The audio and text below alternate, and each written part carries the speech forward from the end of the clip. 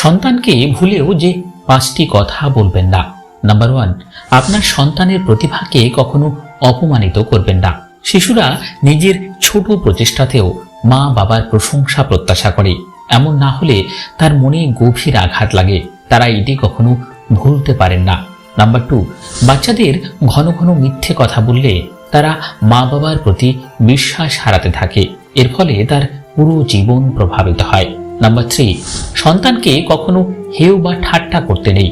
বাচ্চাদের কষ্টকে ছোট করে দেখবেন না, তখন তারা আপনার কষ্টের মূল্যায়ন করবে না। নাম্বার 4, বাচ্চাদের কখনো বলবেন না যে আপনি তাকে ভালোবাসেন না বা তাকে জন্ম দিয়ে আপনি ভুল করেছেন, এর ফলে তারা পরিবারকে দূরের ভাবা শুরু করবে।